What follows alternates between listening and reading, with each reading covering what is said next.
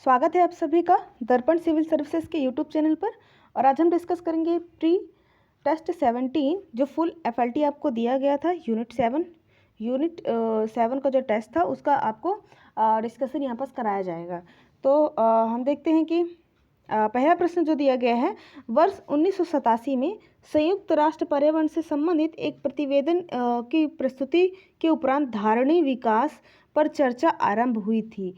धारणीय विकास यानी सतत विकास पर चर्चा आरंभ हुई थी, उस पर चर्चा शुरू होने लगी थी। तो वह कौन सा प्रतिवेदन था?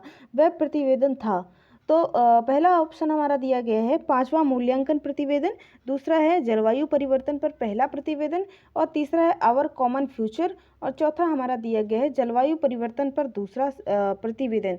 तो इनमें से हमें बताना है कि कौन सा वह प्रतिवेदन था जिसके कारण से धारणीय विकास पर चर्चा आरंभ हुई थी 1987 में। तो वह जो इसका सही आंसर है वह है our common future. Our common future, जिसे ब्रटलैंड रिपोर्ट के नाम से भी जाना जाता है। World commission on environment development WECD, world environment commission on development के द्वारा 1987 में यह रिपोर्ट प्रस्तुत की गई थी। यह प्रतिवेदन प्रस्तुत किया गया था जिसे ब्रटलैंड रिपोर्ट के नाम से भी जाना जाता है और इसे आवर कॉमन फ्यूचर के नाम से भी जाना जाता है। इसी रिपोर्ट के बाद से सतत विकास की संकल्पना का प्रतिपादन हुआ और फिर इसके बाद पृथ्वी सम्मेलन 1992 में इसके लिए एजेंडा 21 लाया गया था। तो ये हमारा होता है पहला प्रश्न का उत्तर। अब हम चलते हैं दूसरे प्रश्न के डिस्कशन पर कि दिया है धारणी कृषि का अर्थ है। धारणी कृषि का अर्थ क्या है? तो पहला दिया गया आत्मनिर्भर कृषि, दूसरा दिया गया विश्व व्यापार संगठन की मांग के अंतर्गत कृषि, है ना। फिर यह है भूमिका, यह भूमिका नहीं है, भूमि और का है ना, ये अलग है। का इस प्रकार प्रयोग की उसकी गुणवत्ता बनी रहे। भूमि का इस प्रकार प्रयोग की उसकी गुणवत्ता बनी रहे। कृषि प्रयोग है तो अप्रयुक्त भूमि को प्रयोग में लाना। तो इसका सही जो उत्तर है ये सी नंबर सही उत्तर है कि भूमि का इस प्रकार प्रयोग करना कि उसकी गुणवत्ता बनी रहे। यही धारणी कृषि है, यही धारणी कृषि का अर्थ होता है। यह हमारा होता है दूसरा प्रश्न। अब हम चलते हैं तीसरे प्रश्न पर। तीसरा प्रश्न हमसे पूछता है प्रहार मिसाइल के संबंध में असत्य कथन का चयन करें। प्रहार मिसाइल, तो पहला दिया गया हमारा DRDO द्वारा विकसित मिसाइल है, दूसरा दिया गया है सतह से सतह मार करने वाली है, तीसरा है क्रूज मिसाइल, और चौथा हमारा दिया गया मारक क्षमता 150 किलोमीटर है। तो इसमें से हमें कौन सा असत्य कथन का चयन करना है? तो इनमें से कौन सा असत्य कथन है? तो ये क्रूज मिसाइल नहीं है, यह है बैलिस्टिक मिसाइल। ये कौन सी बैलिस्टिक मिसाइल है ना? ये कौन सी मिसाइल है?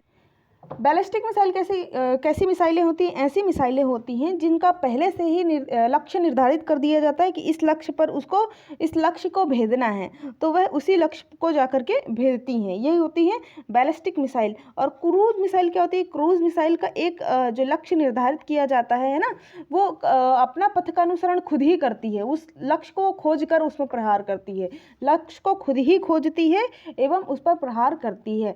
जबकि जो बैलिस्टिक मिसाइल होती है उसमें पहले से निर्धारित होता है लक्ष्य की इसी में प्रहार करना है, और क्रूज मिसाइल में बाद में इसमें वो खोज कर प्रहार करती है। तो ये हमारा होता है सी नंबर ऑप्शन, इसका सही ऑप्शन होता है। हम चलते हैं चौथे प्रश्न पर। पहले परमाणु परीक्षण के संबंध में असत्य कथन का चयन करें। पहला परमाणु परीक्षण, तो पहला इसमें दिया गया 18 मई 1974 को किया गया था, ये बात बिल्कुल सही है। स्थान पोखरण जैसलमेर राजस्थान में किया गया था, ये बात भी बिल्कुल सही है। यूरेनियम, इसमें यूरेनियम का प्रयोग नहीं किया गया था, इसमें यूरेनियम की जगह पर प्लूटोनियम ईंधन का प्रयोग किया गया था। किसका प्रयोग किया गया था? प्लूटोनियम ईंधन का प्रयोग किया गया था। तो ये हमारा होता है सी नंबर ऑप्शन हमारा गलत ऑप्शन होता है। और जो चौथा दिया गया है इसका कोड नाम स्माइलिंग बुद्धा था, तो ये बात बिल्कुल सही है। इसका कोड नाम क्या था? स्माइलिंग बुद्धा था। तो ये हमारा पहला जो परमाणु परीक्षण था उसके संबंध में था। अब हम इसी के साथ देख लेते हैं दूसरा परमाणु परीक्षण। दूसरा परमाणु परीक्षण जो था वो कब किया गया था? 11 से 13 मई, है ना। 11 मई और 13 मई 1998 में किया गया था दूसरा परमाणु परीक्षण।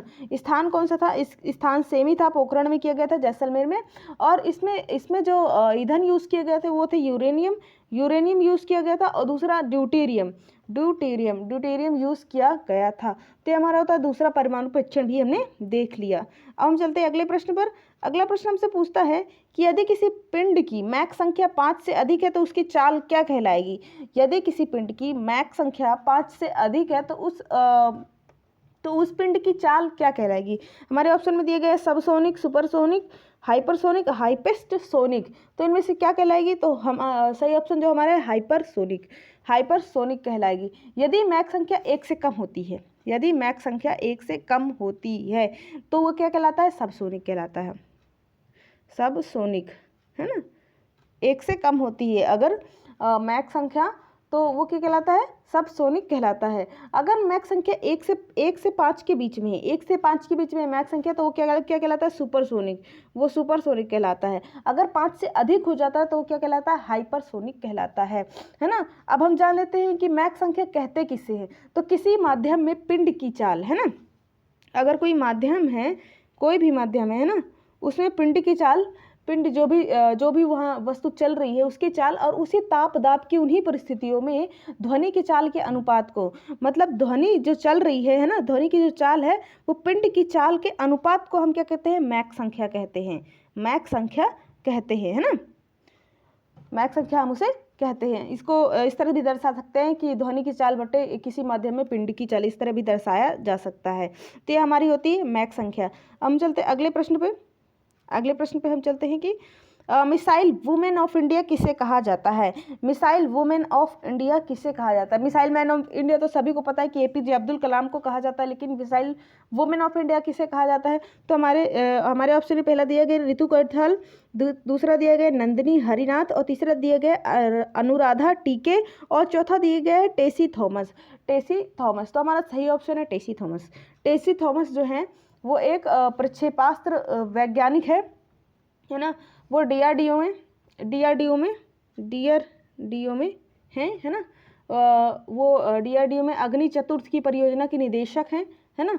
तो ये हमारी क्या कहलाती हैं, मिसाइल वुमेन ऑफ इंडिया कहलाती हैं, मिसाइल वुमेन ऑफ इंडिया। और उनको एक चीज़ और कहा जाता है, भारत की प्रक्षेपास्त्रगना है ना, मतलब कि प्रक्षेपण करने वाली, है ना, ये कहा जाता है उनको। मैं यहाँ पास लिख देती हूँ, आपको समझ में आ जाएगा क्या कहते हैं उनको। प्रक्षेपास्त्र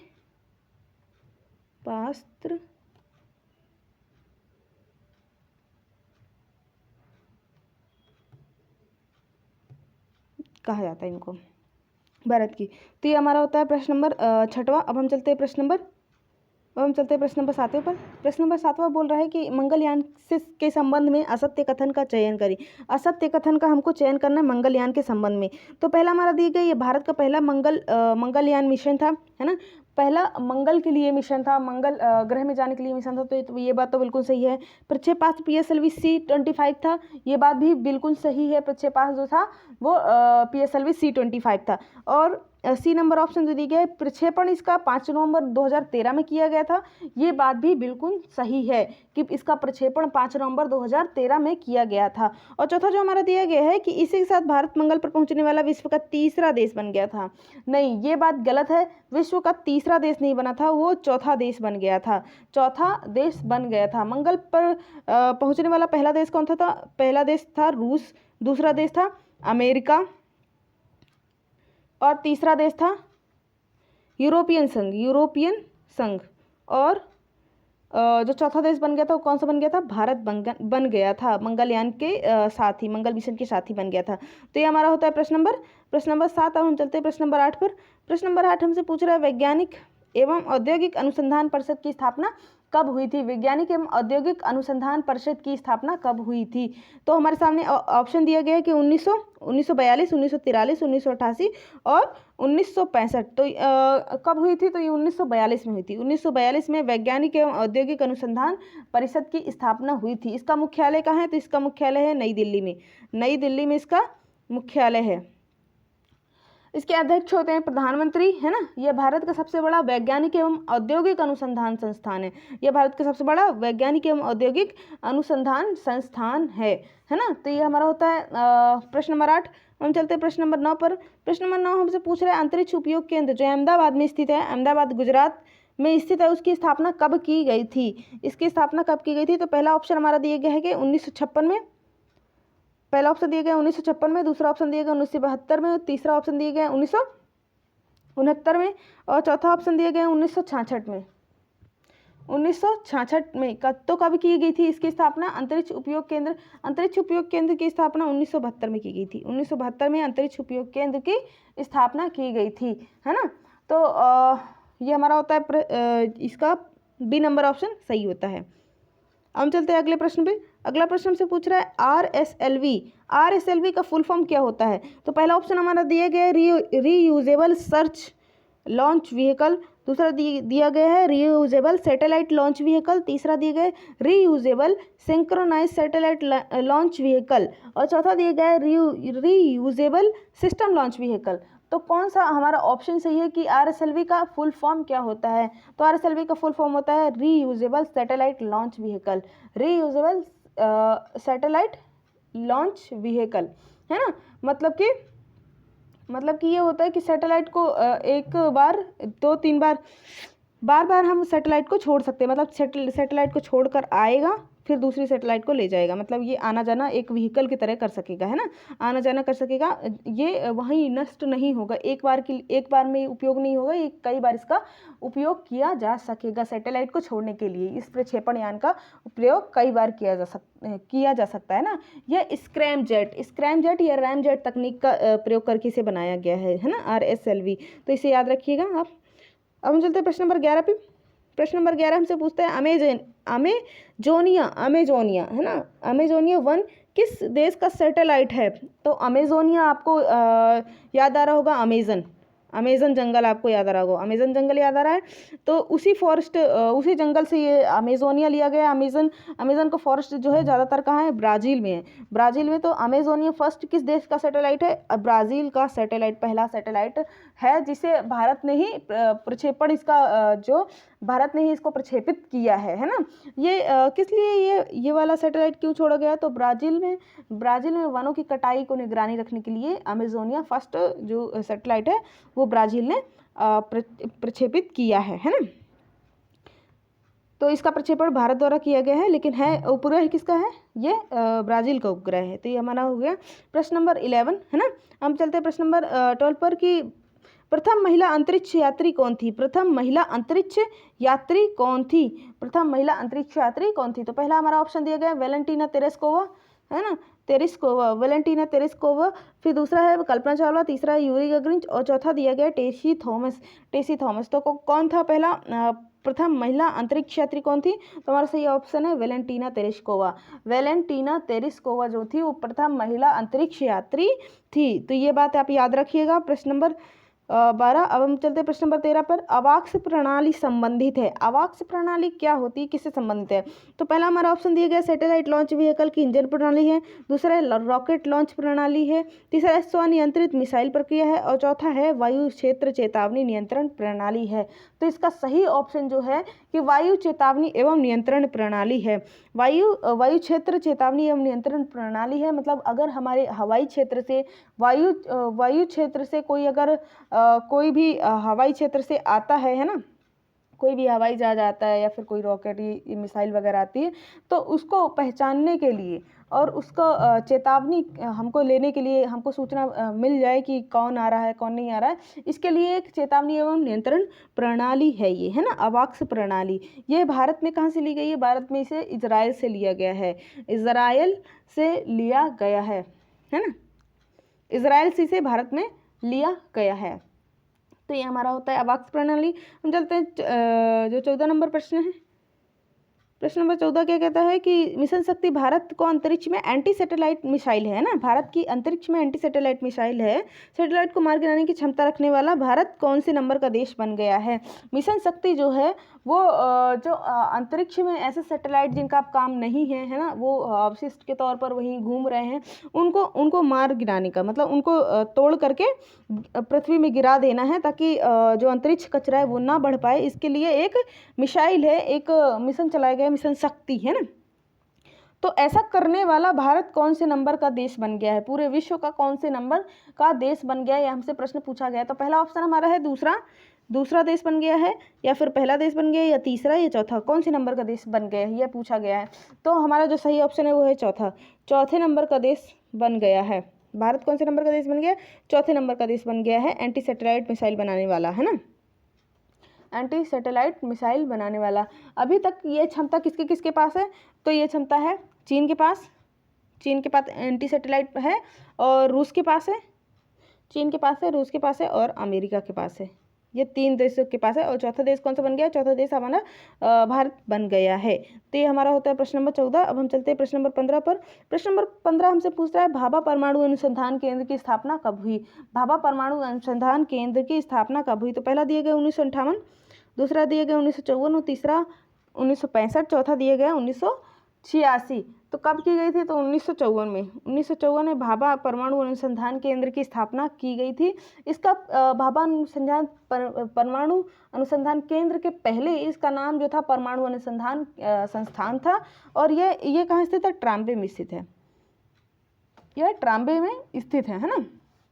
इसका काम क्या है, नाभिकीय विज्ञान एवं अभियांत्रिकी और इससे संबंधित अन्य नाभिकीय अनुसंधान करना है, इसका कार्य है ना, भाभा परमाणु अनुसंधान केंद्र। तो ये हमारा होता है भाभा परमाणु अनुसंधान केंद्र। अब हम चलते हैं आगे अगले प्रश्न पर। अगला प्रश्न जो हमसे पूछा गया है कि होप मिशन मंगल ग्रह के अन्वेषण हेतु छोड़ा गया पहला मिशन है, ये किस देश द्वारा लॉन्च किया गया है। होप मिशन मंगल ग्रह के अन्वेषण हेतु छोड़ा गया पहला मिशन है, ये किस देश द्वारा लॉन्च किया गया है, किस देश द्वारा लॉन्च किया गया। तो पहला है भारत, दूसरा ऑप्शन दिया गया हमारा संयुक्त अरब अमीरात, तीसरा इजराइल, चौथा फ्रांस दिया गया है। तो इसका सही आंसर जो है वो संयुक्त अरब अमीरात, अरब देश का ये पहला ऐसा मिशन है जो मंगल ग्रह के अन्वेषण हेतु छोड़ा गया है। ये 2020 में छोड़ा गया है, 2020 में इसे मंगल ग्रह के अन्वेषण हेतु छोड़ा गया है, और ये अरब देश का मतलब पूरे अरब का ये पहला ऐसा मिशन है जो मंगल ग्रह हेतु छोड़ा गया है। तो ये हमारा होता है प्रश्न नंबर 16। अब हम चलते हैं प्रश्न नंबर 17 पर। 17 हमसे जो पूछता है कि सत्यभामा सेट के संबंध में असत्य कथन का चयन करें। सत्यभामा सेट के संबंध में असत्य कथन का चयन करें। तो पहला हमारा जो दिए गए है, यह एक शैक्षणिक संस्थान उपग्रह है, तो ये बात बिल्कुल सही है, शैक्षणिक संस्थान उपग्रह है। ग्रीन हाउस गैसों के अध्ययन के लिए इसे बनाया गया है, तो ये भी बात बिल्कुल सही है, ग्रीन हाउस गैसों के अध्ययन के लिए इसे बनाया गया है। इसकी लागत जो है 1.5 करोड़ रुपए है, ये भी सही है। उपरोक्त सभी सत्य हैं, तो हमारा यही ऑप्शन सत्य है कि उपरोक्त सभी सत्य है, ऊपर के तीनों ऑप्शन हमारे सत्य हैं। तो हमारा सही ऑप्शन क्या होता है, सही उपरोक्त सभी सत्य हैं। तो ये हमारा होता है 17 नंबर प्रश्न। 18 नंबर में चलते हैं, तने के रूपांतरण का उदाहरण नहीं है। कौन सा ऐसा उदाहरण जो तने का रूपांतरण नहीं है बल्कि वो एक जड़ ही है ना। तो पहला है हमारा जो दिया गया है कि मूली, आलू, अदरक, प्याज, है ना। तो आलू, अदरक, प्याज जो है ये तने का रूपांतरण है, जबकि मूली जो है वो एक जड़ ही है, वो एक जड़ ही है, वो एक मूल ही है ना। तो मूली जो है तने का रूपांतरण नहीं है। तो हमारा सही ऑप्शन क्या हो जाएगा, ए नंबर हमारा सही ऑप्शन हो जाएगा। अब दिए गए 19 नंबर क्वेश्चन की मानव शरीर में जल की मात्रा शरीर के भार का कितने प्रतिशत होती है, कितने प्रतिशत होती है। तो हमारा दिया गया पहला 7%, दूसरा दिया गया है कि 4%, तीसरा दिया गया 15%, और चौथा हमारा दिया गया 25%। तो कितने प्रतिशत मानव शरीर में जल की मात्रा होती है, तो यहाँ होगा 7%।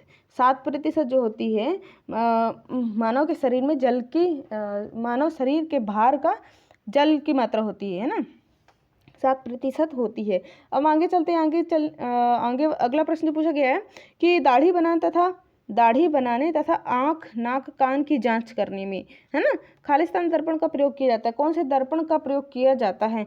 तो हमारा पहला दिया उत्तल दर्पण, दूसरा दिया अवतल, तीसरा दिया समतल दर्पण और उपरोक्त में से कोई नहीं। तो कौन से दर्पण का प्रयोग किया जाता है? तो इसका सही ऑप्शन है अवतल दर्पण। अवतल दर्पण का प्रयोग किया जाता है दाढ़ी बनाने तथा आँख नाक कान की जांच में, क्योंकि अवतल दर्पण में जो वस्तु रहती है वो अपेक्षाकृत बड़ी दिखाई देती है, बड़ा दिखाई देता है। इस वजह से हम इन सब की जांच में क्या करते हैं, अवतल दर्पण का प्रयोग किया जाता है ना। अब उत्तल दर्पण का प्रयोग कहाँ किया जाता है? तो उत्तल दर्पण जो वस्तु होती है उसका छोटा इमेज बनाती है ना, छोटा उसमें इमेज बनता है। तो इसका प्रयोग कहाँ किया जाता है? जो गाड़ी रहती है उसमें चालक जो साइड मिरर रहता है, पीछे का दृश्य देखने के लिए उत्तल दर्पण का प्रयोग किया जाता है, ताकि पीछे की चीज़ जो है वो बहुत बड़ी ना दिखे, वो एक छोटी ही एक लिमिटेड साइज में दिखे। इस वजह से उत्तल दर्पण का प्रयोग किया जाता है। तो हमारा होता है प्रश्न नंबर 20। अब हम चलते हैं प्रश्न नंबर 21 पर। रेटिना पर प्रतिबिंब होता है, रेटिना पर प्रतिबिंब कैसा बनता है? तो ये पहला हमारा ऑप्शन है वास्तविक एवं सीधा, वास्तविक तथा उल्टा, अवास्तविक तथा सीधा और वास्तविक तथा अवास्तविक तथा उल्टा। तो कैसा बनता है? तो वास्तविक तथा उल्टा। वास्तविक, ये जब कोई भी इमेज बनती है ना, कोई भी इमेज बनती है तो वो अगर वास्तविक होती है तो वो उल्टी होती है, वास्तविक होती है तो क्या होती है? उल्टी होती है। तो रेटिना पर भी, जो आँख में रेटिना होता है, आँख जैसी ऐसी होती है, यहाँ प्रस्तुति होती है, तो इसके सबसे पीछे में यहाँ रेटिना होता है। तो यहाँ जब इमेज बनती है किसी वस्तु की तो कैसी बनती है? वो कैसे बनती है? वास्तविक बनती है और उल्टी बनती है। मतलब अगर ये ऐसा है तो इसकी इमेज कैसे बनेगी? ऐसी बनेगी, और ये क्या रहेगी? वास्तविक रहेगी। तो ये हमारा ऑप्शन बी नंबर सही होता है। हम चलते हैं प्रश्न नंबर 22 पर। प्रश्न नंबर 22 जो दिए गए, द ओरिजिन ऑफ स्पीसीज किसकी पुस्तक है? द ओरिजिन ऑफ स्पीसीज किसकी पुस्तक है? तो पहला दिए गए चार्ल्स डार्विन, दूसरा दिए गए लैमार्क, तीसरा दिए गए मेंडल, चौथा दिए गए अरस्तु दिया गया है। तो हमारा सही ऑप्शन है चार्ल्स डार्विन। चार्ल्स डार्विन की ये पुस्तक है। चार्ल्स डार्विन जो थे वो चार्ल्स डार्विन, उन्होंने प्रकृति वर्णवाद का सिद्धांत दिया गया था, उनके द्वारा दिया गया था, और उसी को डार्विनवाद कहा जाता है। प्राकृतिक वर्णवाद या प्रकृति चयनवाद का सिद्धांत उन्होंने दिया था। हम चलते हैं 23वें नंबर प्रश्न पर। 23वां नंबर प्रश्न पूछ रहा है कि मंडल नहीं है, ये मेंडल है। मेंडल है ना, मेंडल, कभी कभी टाइपिंग एरर हो जाती है तो उसे आप कॉमन सेंस से थोड़ा बहुत समझ जाया करें। तो मेंडल के आनुवंशिकता के सिद्धांत के संबंध में असत्य कथन का चयन करना है। जहाँ पर भी सत्य असत्य ऐसा कुछ भी आता है या नहीं है, उसे आप पेन से टिक कर लें, है ना, उसे आप टिक कर लें ताकि ये ध्यान में रहे कि यह सत्य कथन पूछा गया है ना। तो पहला दिया गया हमारा ग्रेगर जॉन मेंडल को आनुवंशिकता का जनक कहा जाता है। ये बात बिल्कुल सही है, ग्रेगर जॉन मेंडल जो होते हैं वो आनुवंशिकता का जनक उन्हें कहा जाता है। दूसरा दिया गया है मेंडल ने 1915 में मेंडल के नियमों का प्रतिपादन किया।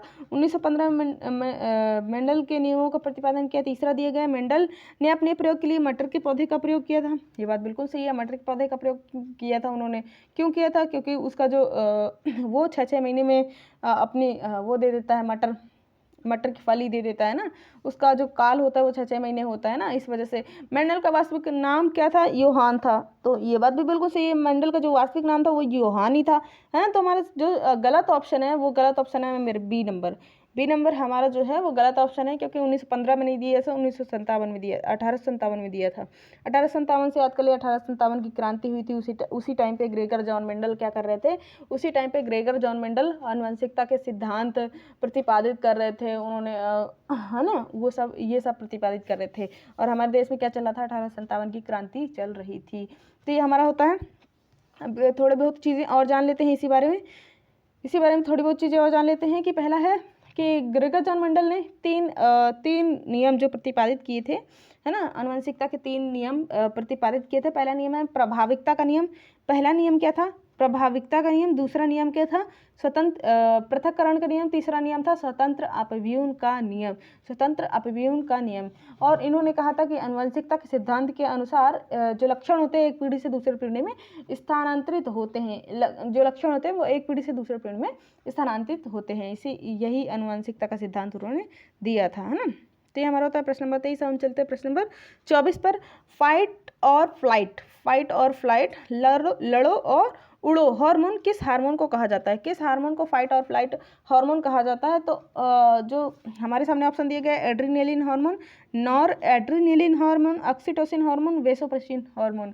तो इसका सही ऑप्शन है एड्रीनेलिन हार्मोन, एड्रीनेलिन हार्मोन। जब हमें डर लगता है ना, डर लगता है या फिर हम अचानक से डर जाते हैं या फिर ऐसी भी कोई भी स्थिति आती है जिसमें हम बहुत ज़्यादा चौकन्ने हो जाते हैं ना, तो उस स्थिति में एड्रीनेलिन हार्मोन जो होता है वो क्या करता है, शरीर को एक शक्ति प्रदान करता है जल्दी से जल्दी क्रिया करने के लिए। मान लीजिए कि अगर कोई व्यक्ति डरता है ना, सपोज दैट वो डरता है, तो उसके अंदर क्या होता है, वो रक्तचाप बहुत ज़्यादा बढ़ जाता है, हार्ट बीट बढ़ जाती है, पसीना आने लगता है ना, और उसमें ऐसी एनर्जी थोड़ा सा फ्लो होने लगती है जिसके कारण वो दौड़ पाए, जिसके कारण वो बहुत तेज़ी से दौड़ पाए, है ना। जब आप भयभीत हो जाते हैं, गुस्से में होते हैं, तब एड्रेनलिन हार्मोन जो होता है वो स्रावित होता है ना। तो ये हमारा होता है पहला ऑप्शन सही होता है। अब हम चलते हैं प्रश्न नंबर 25 पर। प्रश्न नंबर 25 जो है कि थायराइड की आत्महत्या किस रोग को कहा जाता है? थायराइड की आत्महत्या किस रोग को कहा जाता है? तो पहला हमारा दिया गया घेंगा रोग, दूसरा दिया गया हाशीमोटो रोग, तीसरा दिया गया डाउन सिंड्रोम और चौथा दिया गया उपरोक्त सभी को। उपरोक्त सभी को, तो हमारा सही ऑप्शन जो है हाशीमोटो रोग जो है उसको थायराइड की आत्महत्या का रोग कहा जाता है। क्यों कहा जाता है इसे थायराइड? तो जो हाशीमोटो रोग होता है वो अनुवांशिक, मतलब किसी भी कारण से, है ना, आनुवंशिक कारण हो सकता है, लिंग हार्मोन हो सकता है, आयोडीन का अत्यधिक सेवन हो सकता है, या किसी संक्रमण के कारण थायराइड ग्रंथि से जो हार्मोन स्त्रावित होते हैं, है ना, तो वो उनकी मात्रा इतनी कम हो जाती है कि शरीर का जो प्रतिरोधक तंत्र होता है वो उन्हें क्या मानने लगता है, वो उन्हें शरीर का पार्ट ना मानकर, शरीर का पदार्थ ना मानकर वो उसे बाहर का पदार्थ मानने लगता है, मतलब उसे एंटीजन मानने लगता है। जब एंटीजन मानने लगता है और जब वो उसे एंटीजन मानने लगता है तो उसके प्रति क्या बनाने लगता है, एंटीबॉडी बनाने लगता है, और यही एंटीबॉडी जो होती है वो थायराइड ग्रंथि को नष्ट कर देती है। यही एंटीबॉडी क्या होती है, थायराइड ग्रंथि को नष्ट कर देती है। तो इसी कारण से थायराइड की आत्महत्या का रोग किसे कहा जाता है? हाशीमोटो रोग को कहा जाता है। हाशीमोटो रोग को कौन सा? थायराइड की आत्महत्या का रोग कहा जाता है। तो हमारा तो प्रश्न नंबर 25। हम चलते हैं प्रश्न नंबर 26 पर। ऑस्टियोमेलेशिया क्या है? ऑस्टियोमेलेशिया क्या है? तो पहला दिया गया वयस्कों में विटामिन सी की कमी से होने वाला रोग है, दूसरा है वयस्कों में विटामिन डी की कमी से होने वाला रोग है, वयस्कों में कैल्शियम की अधिकता से होने वाला रोग है, और बच्चों में विटामिन B12 की कमी से होने वाला रोग है। तो हमारा जो सही ऑप्शन है वयस्कों में विटामिन डी की कमी से होने वाला रोग जो है वो क्या कहलाता है? ऑस्टियोमेलेशिया कहलाता है। वयस्कों में विटामिन डी की कमी से होने वाला रोग ऑस्टियोमेलेशिया कहलाता है, जबकि बच्चों में विटामिन डी की कमी से होने वाला रोग क्या कहलाता है? रिकेट्स कहलाता है। रिकेट्स, है ना, रिकेट्स कहलाता है, जिसमें उसके पैर जो होते हैं वो मुड़े मुड़े से होने लगते हैं ना, हड्डियां बहुत ही कमज़ोर हो जाती हैं ना। तो बच्चों में विटामिन डी की कमी से होने वाला रोग रिकेट्स कहलाता है। तो ये हमारा होता है सही ऑप्शन। सही ऑप्शन हमारा बी नंबर होता है। हम चलते हैं प्रश्न नंबर 27 पर। प्रश्न नंबर 27 जो हमसे पूछ रहा है, न्यूरॉन या तंत्रिका कोशिका के संबंध में असत्य कथन का चयन करें। न्यूरॉन या तंत्रिका कोशिका, न्यूरॉन को ही तंत्रिका कोशिका कहते हैं, या तंत्रिका कोशिका को ही इंग्लिश से न्यूरॉन कहते हैं, ठीक है ना। तो ये बात आप ध्यान रखिएगा। पहला ऑप्शन हमारा दिया गया है, तंत्रिका तंत्र की सबसे छोटी इकाई न्यूरॉन है। सही बात है, तंत्रिका तंत्र की सबसे छोटी इकाई न्यूरॉन होती है। जैसे कि हमारे शरीर की सबसे छोटी इकाई क्या है? हमारे शरीर की सबसे छोटी इकाई कोशिका है ना। वैसे हमारे शरीर में एक तंत्रिका तंत्र में सबसे छोटी इकाई कौन होगी? तो उसकी एक कोशिका होगी। उसकी एक कोशिका क्या कहलाती है? न्यूरॉन कहलाती है ना। तो तंत्रिका कोशिका कहलाती है, वही एक सबसे छोटी इकाई होगी। दूसरा दिया गया है, न्यूरॉन का अध्ययन न्यूरोलॉजी कहलाता है। ये बात भी बिल्कुल सही है, ये बात भी बिल्कुल सही कि न्यूरॉन का अध्ययन क्या कहलाता है? न्यूरोलॉजी कहलाता है। न्यूरॉन में कोशिका विभाजन नहीं होता है। न्यूरॉन में क्या नहीं होता है? कोशिका विभाजन नहीं होता है। ये बात भी बिल्कुल सही है कि न्यूरॉन जो होती है उसमें कोशिका विभाजन नहीं होता है। उपरोक्त सभी सत्य हैं, तो हमारा यही ऑप्शन सही है कि उपरोक्त सभी सत्य हैं, क्योंकि ऊपर के तीनों सत्य हैं, तो ये उपरोक्त सभी सत्य हमारा ऑप्शन हो जाएगा। हम चलते हैं प्रश्न नंबर 28 पे। प्रश्न नंबर 28 कह रहा है कि किडनी में पथरी निम्नलिखित कारणों से किसके कारण बनती है? किडनी में पथरी हो जाती है, उसका कारण क्या होता है? ये हमसे पूछा गया है ना। तो पहला ऑप्शन जो हमारा दिया गया कैल्शियम क्लोराइड, दूसरा ऑप्शन दिया गया कैल्शियम सल्फेट, तीसरा ऑप्शन दिया गया कि कैल्शियम ऑक्सलेट, और चौथा ऑप्शन हमारा दिया गया सोडियम हाइड्राइड। तो इसका सही जो उत्तर है कि कैल्शियम ऑक्सलेट।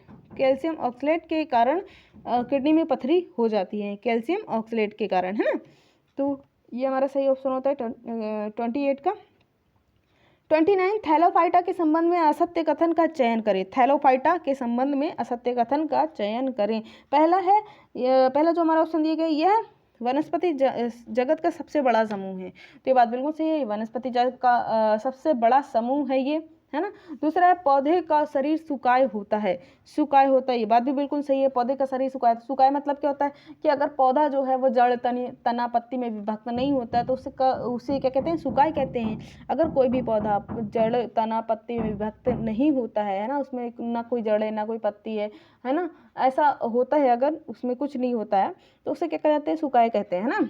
तीसरा ऑप्शन दिया गया है इसमें संवहन ऊतक नहीं पाया जाता है, इसमें संवहन ऊतक नहीं पाया जाता, ये बात भी बिल्कुल सही कि इसमें संवहनी जो ऊतक होते हैं वो नहीं पाए जाते हैं, संवहन ऊतक नहीं पाए जाते हैं ना। तो चौथा हमारा जो ऑप्शन है कि उपरोक्त सभी सही है, यही हमारा सही ऑप्शन कि उपरोक्त सभी सही है, ये हमारा होता है प्रश्न नंबर 29। अब हम चलते हैं प्रश्न नंबर 30 पे।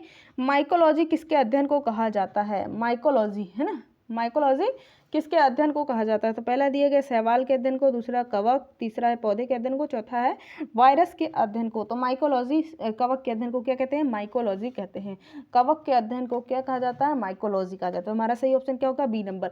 शैवाल के अध्ययन को क्या कहा जाता है, तो शैवाल को अध्ययन को क्या कहा जाता है, फाइकोलॉजी, फाइकोलॉजी शैवाल का अध्ययन कहलाता है ना। और वायरस का अध्ययन क्या कहलाता है, वायरस का अध्ययन वायरोलॉजी कहलाता है, वायरस का अध्ययन क्या कहलाता है, वायरोलॉजी कहलाता है। तो ये हमारा होता है प्रश्न नंबर 30। अब हम चलते हैं 31 पर। मनुष्य खाली स्थान होता है, कैसा होता है, विषमदंती, समदंती, है ना। तीसरा दिए गए उपरोक्त दोनों इनमें से कोई नहीं, कैसा होता है ना, तो मनुष्य होता है विषमदंती, मतलब उसमें कई प्रकार के दांत उपस्थित रहते हैं ना, दांतों की विषमता रहती है, मतलब मनुष्य में 4 प्रकार के दांत वैसे पाए जाते हैं ना। तो हमारा ऑप्शन ए नंबर सही है, मनुष्य में 4 प्रकार के दांत पाए जाते हैं। पहला है इंसाइजर जो सामने के दांत होते हैं, है ना, इंसाइजर किसे कहते हैं, जो सामने के दांत होते हैं, इंसाइजर जो सामने के दांत होते हैं, 2 ऊपर 2 नीचे, है ना। और कैनाइन जो होते हैं उसके बगल में 2 ऊपर नीचे होते हैं, नुकीले दांत होते हैं, जिनको क्या काम होता है, जिनका काम होता है भोजन को फाड़ना इनका काम होता है। जो शेर होता है ना, और कुत्ते होते हैं, जो मांसाहारी जीव होते हैं, इनमें ये काफ़ी विकसित होते हैं, है ना, आपने देखा होगा। तो ये कैनाइन होते हैं। प्रीमोलर जो कैनाइन के पीछे वाले दांत होते हैं ना, जिनका कार्य होता है भोजन को पीसना, वो क्या कहलाते हैं, प्रीमोलर कहलाते हैं। फिर सबसे पीछे वाले जो दांत होते हैं ना, जो सबसे पीछे वाले दांत होते हैं उसको कहते हैं मोलर कहते हैं। उनका काम भी क्या होता है, भोजन को पीसना उनका काम होता है। तो ये हमारे होते हैं 4 प्रकार के दांत होते हैं मनुष्य में, है ना। तो इसलिए उसे क्या कहते हैं, विषमदंती कहा जाता है। अब हम चलते हैं अगले प्रश्न पर। अगला प्रश्न हमसे पूछ रहा है निम्नलिखित में से कौन सा एंजाइम अग्नाशय से नहीं निकलता है, कौन सा एंजाइम अग्नाशय से नहीं निकलता है। तो पहला हमारा दिया गया है एमाइलेज, ट्रिप्सिन, लाइपेज और माल्टेज, इनमें से कौन सा नहीं निकलता है, तो हमारा सही ऑप्शन है माल्टेज एंजाइम अग्नाशय से नहीं निकलता है। सिर्फ ऊपर के तीनों जो एमाइलेज, ट्रिप्सिन और लाइपेज एंजाइम होते हैं वो अग्नाशय से स्रावित होते हैं, जो प्रोटीन, कार्बोहाइड्रेट एवं वसा के, है ना, एमाइलेज प्रोटीन, ट्रिप्सिन कार्बोहाइड्रेट और लाइपेज होता है वो वसा, है ना, के पाचन में सहायक होते हैं। तो ये हमारा होता है 32 नंबर का प्रश्न। अब हम चलते हैं 33 में। 33 बोला रिएक्टर स्केल में प्रत्येक अगली इकाई पिछली इकाई की तुलना में कितने गुना अधिक तीव्रता रखती है, कितने गुना अधिक तीव्रता रखती है ना, मतलब उसमें जो स्केल में बने रहते हैं, है ना, कि 1 से 2 में जाएंगे तो कितनी तीव्रता उसमें चेंज हो जाएगी, है ना, कितनी तीव्रता उसके बीच में रहती है। तो ये हमसे पूछा गया है प्रश्न। तो पहला दिया गया है 12, दूसरा दिया गया 10, तीसरा 15 और चौथा दिया गया 7, है ना। तो कितने गुना अधिक तीव्रता रखती है, तो 10 गुना अधिक तीव्रता रखती है। कितने गुना, 10 गुना अधिक तीव्रता रखती है। रिएक्टर स्केल जो होता है वो भूकंप की तरंगों की तीव्रता मापने का एक गणितीय पैमाना है। गणितीय पैमाने से भूकंप की तरंगों की तीव्रता नापी जाती है, और एक नंबर से दूसरे उसके स्केल में 1 नंबर से दूसरे नंबर तक जाने में 10 गुना तक उसका 10 गुना उसमें तीव्रता अधिक होती है, हाँ। तो ये हमारा होता है प्रश्न नंबर 33। अब चलते हैं प्रश्न नंबर 34 पर चलते हैं। गलत सुमेल का चयन करें। पहला है हरिकेन दक्षिण पूर्वी उत्तर अमेरिका, दूसरा दिए गए चक्रवात हिंद महासागर, और तीसरा दिया गया टाइफून दक्षिणी चीन सागर, और चौथा दिया गया विली विली फिलीपींस। तो इनमें से जो गलत ऑप्शन है विली विली, विली विली जो होता है वो फिलीपींस में नहीं होता है, वो कहाँ आता है, ऑस्ट्रेलिया में आता है। अच्छा, ये दिए क्या गए थे, तो ये दिए गए थे उष्णकटिबंधीय, ये सारे चक्रवात है, चक्रवात उष्णकटिबंधीय चक्रवात है ना। तो विली विली उष्णकटिबंधीय विली विली जो चक्रवात है वो ऑस्ट्रेलिया में उसे कहा जाता है ना। तो ये हमारा होता है। प्रश्न नंबर 35 अब दिया गया है, कोयम बैंग स्थानीय हवा कहाँ चलती है, कोयम बैंग स्थानीय हवा कहाँ चलती है। तो पहला ऑप्शन दिया गया है स्विट्जरलैंड, दूसरा दिया गया कनाडा, तीसरा दिया गया फ्रांस, चौथा दिया गया इंडोनेशिया। इनमें से कहाँ जो स्थानीय हवा है उसे कोयम बैंग कहा जाता है। तो इसका सही ऑप्शन जो है, इसका सही जो ऑप्शन है वो है इंडोनेशिया। इंडोनेशिया में जो स्थानीय हवा है वहाँ की, उसको क्या कहा जाता है, कोयम बैंग कहा जाता है। कोयम बैंग स्थानीय हवा कहाँ चलती है, तो इंडोनेशिया में कोयम बैंग स्थानीय हवा चलती है। अब हम चलते हैं अगले प्रश्न पे। अगला प्रश्न जो है विश्व आपदा जोखिम सम्मेलन ह्यूगो फ्रेमवर्क है ना। विश्व आपदा जोखिम सम्मेलन या ह्यूगो फ्रेमवर्क कब हुआ था। तो हमसे ये पूछा गया, सन पूछा गया कि कब हुआ था। तो 2015, 2008, 2013, 2010, इनमें से क्या होगा, 2008 में। 2008 में जापान के ह्यूगो में ये हुआ था है ना। इस सम्मेलन में आपदाओं के प्रति राष्ट्रीय समुदायों को प्रतिरोधक बनाने के लिए है ना, प्रतिरोधक बनाने के लिए 2005 से 2015 के लिए ह्यूगो फ्रेमवर्क फॉर एक्शन की घोषणा की गई थी। ह्यूगो फ्रेमवर्क फॉर एक्शन जो था वो आपदाओं के समय राष्ट्रीय समुदाय को क्या प्रतिरोधक बनाने के लिए एक फ्रेमवर्क की घोषणा की गई थी। तो ये हमारा होता है बी नंबर ऑप्शन सही होता है। इसके अलावा जो पहला आपदा जोखिम सम्मेलन हुआ था वो योकोहामा में हुआ था। योकोहामा 1994 में हुआ था। 1994 में जापान में ही हुआ था है ना। तो योकोहामा में हुआ था। और आपदा जोखिम न्यूनीकरण सम्मेलन जो 2013 में जेनेवा स्विट्जरलैंड में हुआ था। तो इसके साथ ये भी याद रखिएगा। अब हम चलते हैं अगले प्रश्न पर। अगला प्रश्न जो हमसे पूछ रहा है, राष्ट्रीय आपदा प्रबंधन प्राधिकरण का गठन कब हुआ। राष्ट्रीय आपदा प्रबंधन प्राधिकरण का गठन कब हुआ। तो इसका सही ऑप्शन है 2006 में। 2006 में आपदा प्रबंधन अधिनियम 2005 के तहत इसका गठन हुआ था।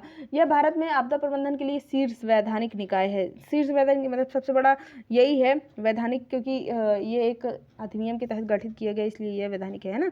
तो 37वां नंबर प्रश्न हमारा होता है। हम चलते हैं 38वें में कि भारतीय पर्यावरण संरक्षण अधिनियम पारित हुआ। भारतीय पर्यावरण संरक्षण अधिनियम कब पारित हुआ। तो 1988, 1986, 1955, 1975 कब पारित हुआ था। तो इसका सही ऑप्शन है 1986। 1986 में पर्यावरण संरक्षण अधिनियम पारित हुआ था और इसी वर्ष लाया गया था। तो ये हमारा होता है प्रश्न नंबर 39 कह रहा है 39 बोल रहा है कि वियतनाम में स्थानांतरण कृषि का नाम क्या है। वियतनाम में स्थानांतरित कृषि को क्या कहा जाता है ना। पहला ऑप्शन दिया गया रे, दूसरा ऑप्शन दिया गया मसोले, तीसरा तावी और चौथा दीपा दिया गया है। तो इसका क्या उत्तर है, उत्तर है रे। वियतनाम में स्थानीय कृषि को क्या कहा जाता है, स्थानीय नहीं, स्थानांतरित कृषि, झूम कृषि है ना। स्थानांतरित कृषि या झूम कृषि को क्या कहा जाता है, रे कहा जाता है, रे कहा जाता है। और अन्य देशों में मतलब अलग अलग देशों में अलग अलग नामों से कहा जाता है। जैसे कांगो में मसोले जो है वो कांगो में कहा जाता है ना। और तावी जो है मेडागास्कर में कहा जाता है। तावी कहाँ कहा जाता है, झूम कृषि को मेडागास्कर में तावी कहा जाता है ना। फंग, ये भी आप याद रखिएगा, फंग भूमध्य रेखीय अफ्रीकी देश में कहा जाता है ना। तो ये हमारा होता है प्रश्न नंबर 39। तो बाकी चीज़ें भी आप याद रखिएगा।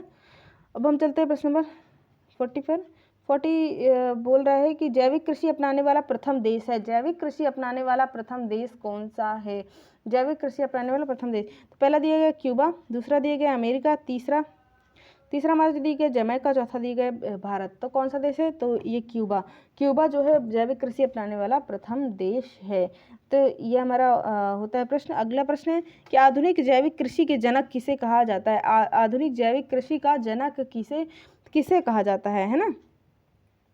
तो पहले दिया गया अल्बर्ट हावर्ड, दूसरा दिया जेराल्ड नेल्सन, तीसरा दिया गया ज्ञान स्वरूप सानंद और चौथा दिया गया इनमें से कोई नहीं। तो इसका कौन सा सही ऑप्शन है, तो अल्बर्ट हावर्ड जो है उनको आधुनिक जैविक कृषि का जनक कहा जाता है। अल्बर्ट हावर्ड को आधुनिक जैविक कृषि का जनक कहा जाता है। अगला प्रश्न कह रहा है कि गहन कृषि कहलाती है। गहन कृषि किसे कहते हैं? व्यापारिक उद्देश्य से की जाने वाली कृषि, या फिर अधिक उपज लेने हेतु कृषि, या किसी एक खेत में एक वर्ष में एक से अधिक फसलें उगाई जाती हैं उसे गहन कृषि कहते हैं, या इनमें से कोई नहीं। तो हमारा सही ऑप्शन जो है कि जब किसी खेत में एक वर्ष में, है ना, एक ही वर्ष में किसी एक खेत में दो फसलें उगाई जाती हैं ना, अलग अलग टाइम पीरियड में एक दो फसलें उगाई जाती है, तो उसे हम क्या कहते हैं? उसे गहन कृषि कहते हैं, है ना। तो उसे गहन कृषि कहते हैं। और हम अगले प्रश्न पे चलते हैं। अगला प्रश्न है, भारत में चावल का कटोरा किस क्षेत्र को कहा जाता है? भारत में चावल का कटोरा किस क्षेत्र को कहा जाता है? पहला दिए गए उत्तर पूर्वी क्षेत्र, दूसरा दिए गए इंडो गंगेय क्षेत्र, तीसरा दिए गए कृष्णा गोदावरी डेल्टा, और चौथा दिए गए केरल तथा तमिलनाडु। तो किसे कहा जाता है? तो भारत में चावल का कटोरा कृष्णा गोदावरी डेल्टा को कहा जाता है। कृष्णा और गोदावरी के जो क्षेत्र है, उसका डेल्टा क्षेत्र है, उसे क्या कहा जाता है? चावल का कटोरा कहा जाता है ना। तो ये हमारा सही ऑप्शन कौन सा होता है? सी नंबर हमारा सही ऑप्शन होता है। सी नंबर हमारा सही ऑप्शन होता है। 44वां नंबर प्रश्न है कि फेफड़ों से ऑक्सीजनीकरण, है ना, ऑक्सीजनकृत जो होकर रक्त कहाँ आता है ना। फेफड़े से ऑक्सीजन ले करके फिर रक्त कहाँ आता है? कि हार्ट के किस भाग में आता है ना, किस भाग में आता है? तो हमारा सही ऑप्शन जो है कि दायां आलिंद में फेफड़े से ऑक्सीजन को ग्रहण करके फिर जो ब्लड होता है वो कहाँ आता है? दाएं आलिंद में आता है। ये हमारा सही ऑप्शन हो गया। अब हम चलते हैं प्रश्न नंबर 45 में। अनाजों में किस अमीनो अम्ल की कमी होती है?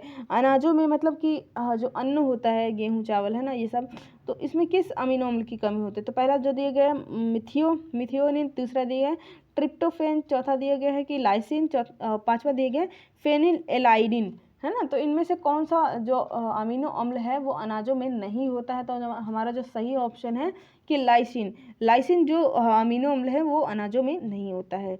अब हम चलते हैं प्रश्न नंबर 46 पर। प्रश्न नंबर 46 कहता है कि प्रकाश रासायनिक धूम्र कोहरे के बनने के समय निम्नलिखित में से एक उत्पन्न होता है। इनमें से कौन सा एक उत्पन्न होता है? प्रकाश रासायनिक धूम्र कोहरे किस समय बनने के समय, है ना। तो पहला जो दिया गया है हाइड्रोकार्बन, दूसरा दिया गया नाइट्रोजन ऑक्साइड, है ना, तीसरा दिया गया ओजोन, चौथा दिया गया मीथेन। तो इनमें से कौन सा उत्पन्न होता है? तो नाइट्रोजन ऑक्साइड। प्रकाश रासायनिक धूम्र जब कोहरा बनता है तो नाइट्रोजन ऑक्साइड जो है वो उत्पन्न होता है। ऑक्सीजन जो प्रकाश रासायनिक धूम्र कोहरा है वो एक वायु प्रदूषण की एक अवस्था होती है, अब हम चलते हैं प्रश्न नंबर 47 में। प्रश्न नंबर 47 कहता है कि निम्नलिखित में से कौन सा जल प्रदूषण नहीं है? कौन सा जल प्रदूषक नहीं है ना, जल प्रदूषक यहाँ पर पूछा गया है, कौन सा जल प्रदूषक नहीं है? तो पहला दिया गया जस्ता, पहला क्या दिया गया? जस्ता, दूसरा दिया गया तांबा, चौथा दिया गया सल्फर डाइऑक्साइड, और जो चौथा डी नंबर जो हमारा ऑप्शन दिया गया निकल दिया गया है। तो कौन सा ऐसा है जो जल प्रदूषक नहीं है? तो हमारा जो सही ऑप्शन है सल्फर डाइऑक्साइड जो है वो जल प्रदूषक नहीं है, वो एक वायु प्रदूषक है ना। वायु प्रदूषक कैसे है? वायु प्रदूषक ऐसे है कि वो जब वायु में उपस्थित रहता है और वर्षा का जल उससे क्रिया करके सल्फ्यूरिक एसिड बनाता है, और फिर ये वर्षा के साथ नीचे जाता है, अम्ल वर्षा, है ना, जिसके कारण अम्ल वर्षा होती है ना। तो ये एक वायु प्रदूषक है। प्रश्न नंबर 48 जो पूछ रहा है कि इनमें से कौन सा नारकोटिक फसल नहीं है? नारकोटिक्स फसल नहीं है ना, नारकोटिक्स फसल नहीं है। तो पहला हमारा दिया गया गांजा, दूसरा दिया गया तंबाकू, तीसरा दिया गया भांग, चौथा दिया गया अश्वगंधा। तो अश्वगंधा हमारा सही ऑप्शन है। अश्वगंधा एक औषधीय पौधा है, औषधीय फसल है, ना कि नारकोटिक्स ऐसी फसलें होती है जिसमें नशा करने का वो होता है ना। तो ऐसी फसलें कौन सी होती है? नारकोटिक्स वाली होती है ना, जैसे गांजा, तंबाकू, भांग, अफीम भी हो जाएगी इसमें, है ना। तो ये हमारा होता है प्रश्न नंबर 48। अब प्रश्न नंबर 49 में चलते हैं।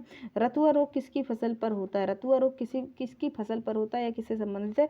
गेहूं, चावल, चना, अरहर, किससे संबंधित है? तो इसका सही ऑप्शन है गेहूं में कौन सा रोग होता है? रतुआ रोग होता है। गेहूं में कौन सा रोग होता है? रतुआ रोग होता है। इसके साथ साथ अन्य रोगों को जान लेते हैं। ब्लास्ट रोग, ये किस में होता है? ये होता है चावल में होता है ना। चावल में कौन सा रोग होता है? ब्लास्ट रोग होता है। और इसके अलावा जो गन्ने में कौन सा होता है? लाल विगलन या रेड रॉट, लाल विगलन, है ना, लाल विगलन या रेड रॉट इसे कहते हैं, है ना। तो ये कौन सा, ये किस में होता है, गन्ने में होता है। अब जो चने में होता है, एक चने में भी कोई रोग होता है, तो उसका क्या नाम है, उकठा। उकठा उकठा रोग किस में होता है, तो ये चने में होता है, चना में होता है ना, ये वाला रोग होता है। और जो एक एक रोग होता है, जो एक रोग होता है जो अरहर में होता है। अरहर में कौन सा रोग होता है, अरहर में होता है तना विगलन, stem rot. Stem rot stem rot ये किस में होता है, ये अरहर में होता है। तो हमारा सही ऑप्शन हो जाएगा ए नंबर। अब हम चलते हैं अगले प्रश्न पर।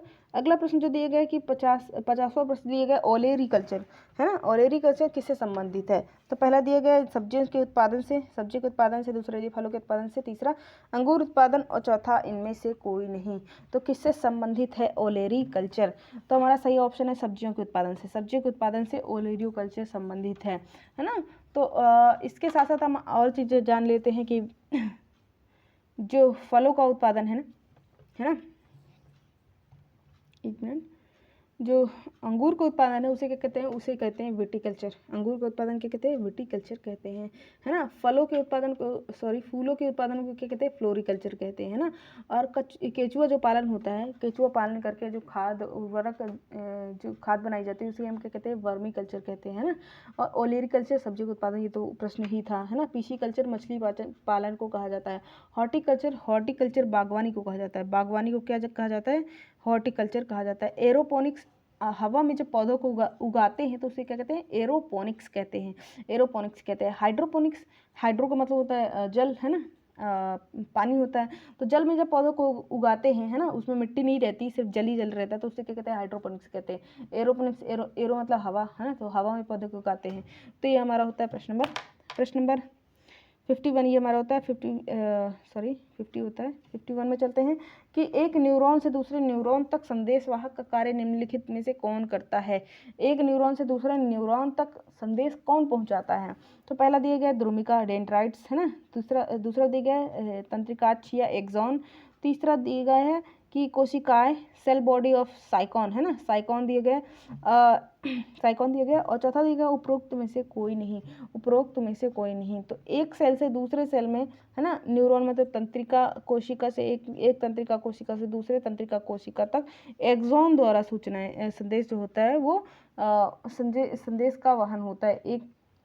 एक एक्सॉन, जो एक्सॉन द्वारा होता है वो एक कोशिका से दूसरे कोशिका में संदेश का वहन होता है। तो ये हमारा होता है सही ऑप्शन बी नंबर होता है। 52वां प्रश्न दिया गया है बर्फ पर दाब बढ़ाने से उसका गलनांक होगा। बर्फ पर दाब बढ़ाने से उसका गलनांक होगा। हमारा प्रश्न दिए गए कि बर्फ पर दाब बढ़ाने से उसका गलनांक होगा।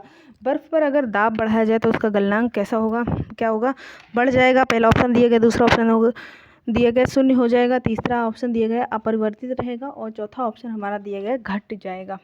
तो इनमें से कौन सा ऑप्शन सही है, तो बर्फ पर दाब बढ़ाने से उसका गलनांक क्या हो जाएगा, घट जाएगा। तो हमारा चौथा नंबर जो ऑप्शन है वो सही है कि बर्फ पर दाब बढ़ाने से उसका गलनांक घट जाएगा या कम हो जाएगा, है ना। तो प्रश्न नंबर 53 हमसे पूछ रहा है इंसुलिन की खोज किसने की थी।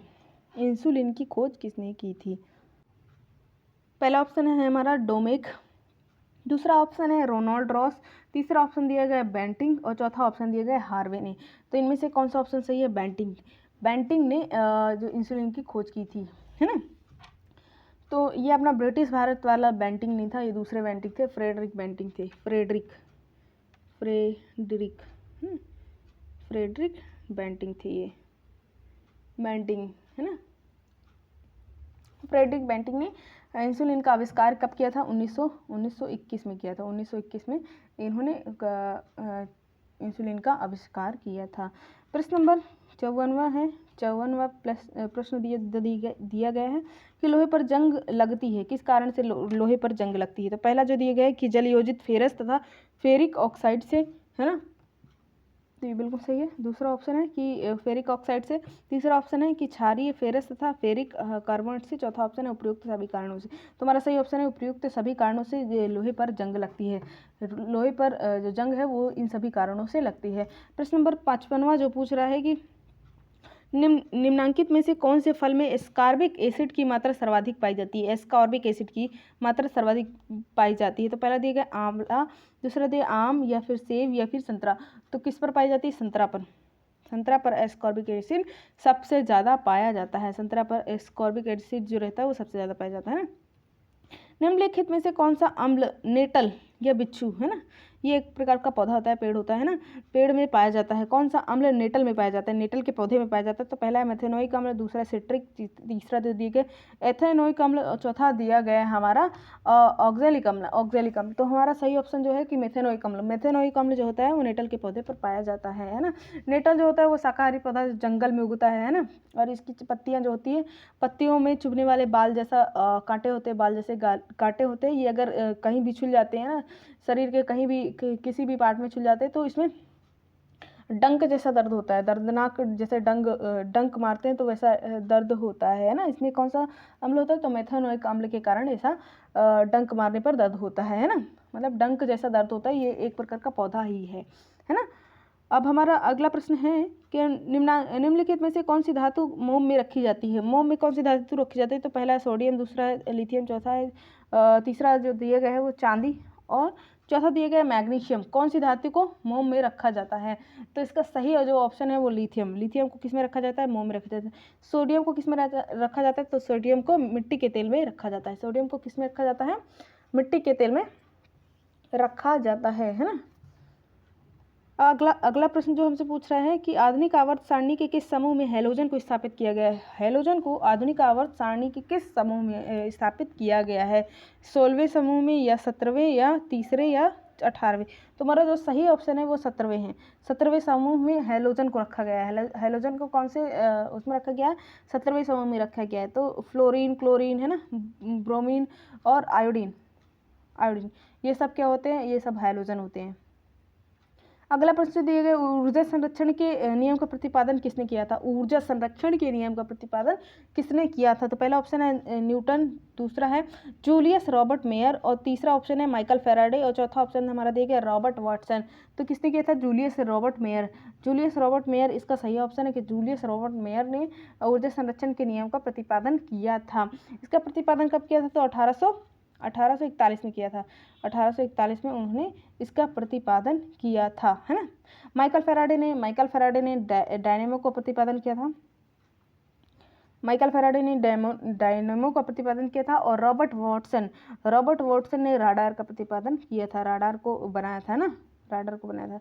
तो ये हमारा होता है। अब हम चलते हैं प्रश्न नंबर 60 पर। प्रश्न नंबर 60 बोल रहा है कि फेफड़े की सुरक्षा है तो इनके ऊपर कौन सी झिल्ली का आवरण रहता है ना। फेफड़े की सुरक्षा है तो इनके ऊपर कौन सी झिल्ली का आवरण रहता है? कौन सा आवरण बना होता? तो पहला है ऑक्सी झिल्ली, दूसरा है क्रेब्स झिल्ली, तीसरा है श्लेष्मा झिल्ली, चौथा है प्लूरा झिल्ली। तो हमारा जो सही ऑप्शन है वो प्लूरा झिल्ली है। प्लूरा झिल्ली की दो जो पट्टियाँ रहती है वो फेफड़े में उसके ऊपर से आवरण किए हुए होती है, ताकि बाहर का जो धक्का है या फिर कोई भी बाहर से अगर कोई भी शरीर में अगर धक्का वक्का दिया जाता है, गिरते हैं ना, तो उससे फेफड़ों को नुकसान ना हो, इस वजह से ये जो रहती है झिल्ली, ये फेफड़ों के ऊपर फेफड़ों को घेरे रहती है ना। तो ये हमारा होता है। प्रश्न नंबर 61 में चलते हैं। प्रश्न नंबर 61 जो पूछ रहा है कि भारत का सबसे पुराना एनजीओ आधारित संरक्षण अनुसंधान है, कौन सा संरक्षण अनुसंधान है? तो पहला दिया गया विज्ञान एवं पर्यावरण, है ना, केंद्र Delhi, Bombay natural history society Mumbai, चौथा दिया गया पक्षी विज्ञानी और प्राकृतिक इतिहास कोयम्बटूर सलीम अली केंद्र, और चौथा दिया गया है जो हमारा डी नंबर में दिया गया भारतीय वनस्पति सर्वेक्षण, है ना। तो इनमें से कौन सा जो है वो सबसे पुराना है एनजीओ आधारित संरक्षण अनुसंधान? तो हमारा सही ऑप्शन है Bombay natural history society. Bombay natural history society वो सबसे पुराना है। इसकी स्थापना कब की गई थी? तो इसकी स्थापना की गई थी 1883 15 सितंबर, है ना, 15 सितंबर भी याद कर लीजिएगा। 15 सितंबर 1883 में इसकी स्थापना की गई थी। इसका हेडक्वार्टर कहाँ है? इसका हेडक्वार्टर मुंबई में है, और इसके हेडक्वार्टर को क्या कहते हैं? हॉर्नबिल हाउस कहते हैं। ये हॉर्नबिल हाउस बहुत आता है। हॉर्नबिल हाउस किसे कहते हैं? हॉर्नबिल हाउस, है ना। हॉर्नबिल हाउस किसे कहते हैं? हॉर्नबिल हाउस जो बॉम्बे नेचुरल हिस्ट्री सोसाइटी के हेडक्वार्टर को कहते हैं ना। तो ये हमारा होता है। हम चलते हैं अगले प्रश्न पर। अगला प्रश्न जो हमसे पूछ रहा है कि भारतीय वनस्पति सर्वेक्षण का मुख्यालय कहाँ स्थित है? भारतीय वनस्पति सर्वेक्षण का मुख्यालय कहाँ स्थित है? पहला है मुंबई, दूसरा है पुणे, तीसरा है हैदराबाद, चौथा हमारा दिया गया है कि कोलकाता। तो कहाँ इसका मुख्यालय है? तो सही ऑप्शन है कोलकाता। भारतीय वनस्पति सर्वेक्षण का मुख्यालय कहाँ स्थित है? कोलकाता में स्थित है। इसकी स्थापना जो कराई गई थी वो 1890 में कराई गई थी। 1890 में इसकी स्थापना हुई थी, है ना। बॉम्बे नेचुरल हिस्ट्री सोसाइटी की 1883 में हुई थी। 1883 में हुई थी। जो भारतीय वनस्पति सर्वेक्षण है ये किस मंत्रालय के अंतर्गत आता है? तो वन एवं पर्यावरण मंत्रालय के अंतर्गत आता है ये, है ना। तो ये हमारा होता है प्रश्न नंबर 62। प्रश्न नंबर 63 हमसे बोल रहा है कि निम्नलिखित तत्वों में से कौन सा स्थलमंडल में सबसे बड़ा घटक है? स्थलमंडल में सबसे बड़ा घटक कौन सा है? Oxygen, silicon, carbon dioxide, aluminium. किसका सबसे ज़्यादा वेटेज है, सबसे बड़ा घटक कौन सा है ना? तुम्हारा सही ऑप्शन है ऑक्सीजन। ऑक्सीजन का सबसे बड़ा जो घटक है स्थलमंडल में ऑक्सीजन है। ये भूपृष्ठ में इसकी मात्रा जो कितनी रहती है? तो 46.8%। 46.8% भूपृष्ठ पर इसकी मात्रा रहती है। सिलिकॉन की 27। सिलिकॉन की कितनी रहती है? 27.7। सेकंड नंबर पर सिलिकॉन है। और फिर इसके बाद कौन है? फिर इसके बाद एल्यूमिनियम की 8% रहती है। सिलिकॉन के बाद कौन सा आता है? एल्यूमिनियम, है ना। एल्यूमिनियम की कितनी रहती है? एल्यूमिनियम के 8% लगभग रहती है। और लोहा की क्या रहती है? लोहा की रहती है 5% लगभग रहती है ना। तो ये क्रम से है कि ऑक्सीजन, सिलिकॉन, एल्यूमिनियम और फिर लोहा। इसके बाद कैल्शियम 3.6% होता है और सोडियम 2.83% होता है। तो ये हमारा होता है प्रश्न नंबर 63। हम चलते हैं प्रश्न नंबर 64 पर। प्रश्न नंबर 64 जो है हमसे बोल रहा है संयुक्त राष्ट्र के तहत पर्यावरणीय मुद्दों पर पहला सम्मेलन कब आयोजित किया गया? पर्यावरण मुद्दे पर पहला जो सम्मेलन हुआ था वो कब आयोजित किया गया था? तो 1970 पहला ऑप्शन है, दूसरा ऑप्शन है 1971, तीसरा है 1972, चौथा ऑप्शन दिया गया 1973। तो जो हमारा सही ऑप्शन है 1972। 1972 में संयुक्त राष्ट्र के तत्वाधान में पर्यावरणीय मुद्दों पर पहला सम्मेलन कहाँ किया गया था? स्टॉकहोम में किया गया था। स्टॉकहोम सम्मेलन जो था, स्टॉकहोम सम्मेलन, उसे ही स्टॉकहोम सम्मेलन कहते हैं। स्टॉकहोम स्वीडन में स्थित है ना। 5 से 16 जून तक आयोजित किया गया था। 5 जून से 16 जून तक इसे आयोजित किया गया था, है ना।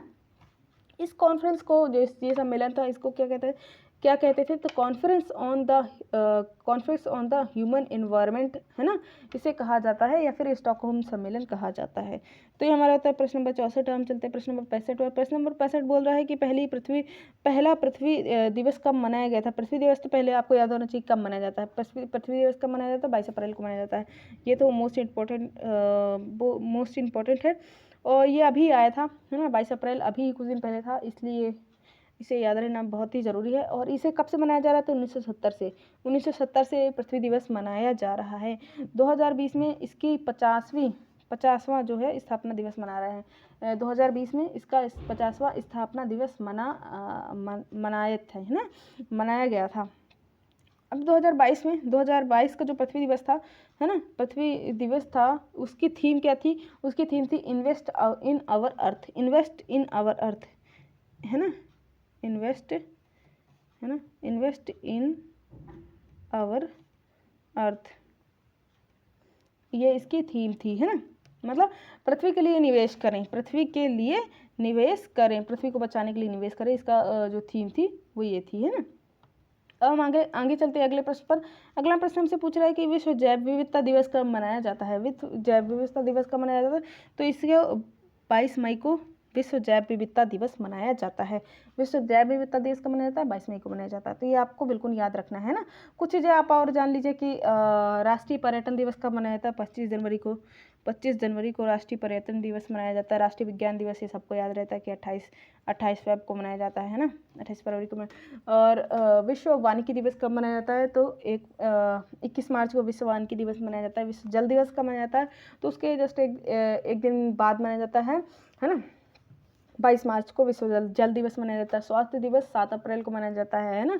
पृथ्वी दिवस अभी इसके पहले वाले प्रश्न में बताया था कि 22 अप्रैल को पृथ्वी दिवस मनाया जाता है ना। और विश्व प्रवासी पक्षी दिवस आपको याद होना चाहिए कि 8 मई को विश्व प्रवासी पक्षी दिवस मनाया जाता है ना। एक प्रवासी पक्षी जो साइबेरियन सारस है ना। और जैव विविधता दिवस तो इस प्रश्न में ही पूछा गया था कि जैव विविधता दिवस कब मनाया जाता था। इसका सही ऑप्शन क्या होगा? 22 मई को मनाया जाता है। हम चलते हैं अगले प्रश्न पर। अगला प्रश्न जो पूछा गया है भारत ने वायु की गुणवत्ता जांचने के लिए कौन सा मोबाइल एप्लीकेशन शुरू किया है? भारत ने वायु की गुणवत्ता जांचने के लिए कौन सा मोबाइल एप्लीकेशन, तो पहला है पहल, दूसरा है वायु सफ़र, तीसरा है सफ़र एयर और चौथा हमारा दिया गया है क्लीनर। तो इसका सही ऑप्शन है सफ़र एयर। सफ़र एयर जो मोबाइल एप्लीकेशन है वायु की गुणवत्ता जाँचने के लिए भारत ने लॉन्च किया है, इसे शुरू किया है। तो हमारा सही ऑप्शन कौन सा आ जाता है? सी नंबर हमारा सही ऑप्शन होता है। प्रश्न नंबर 68 जो पूछ रहे हैं हमसे कि निम्नलिखित में से नाइट्रोजन चक्र के में मानवीय हस्तक्षेप से उत्पन्न एक प्रमुख पर्यावरणीय समस्या नहीं है? कौन सी एक पर्यावरणीय समस्या नहीं है नाइट्रोजन चक्र में हस्तक्षेप के कारण, है ना? तो पहला है नाइट्रस ऑक्साइड से वैश्विक तापमान में बढ़ोतरी, ये है।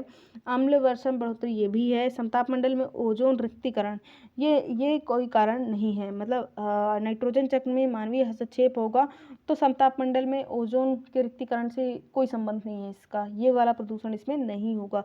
सुपोषण तो सुपोषण होता है उर्वरक में, क्योंकि नाइट्रोजन होता है, उर्वरक में नाइट्रोजन होता है, वही नाइट्रोजन जा करके नदियों नालों में मिलता है, तब वहाँ सुपोषण बढ़ता है। तो हमारा जो सही ऑप्शन है वो है कि समतापमंडल में ओजोन रिक्तीकरण। ये किससे होता है? ये CFC से होता है। CFC क्लोरोफ्लोरोकार्बन, है ना, क्लोरोफ्लोरोकार्बन का जो पूरा समूह है उसके कारण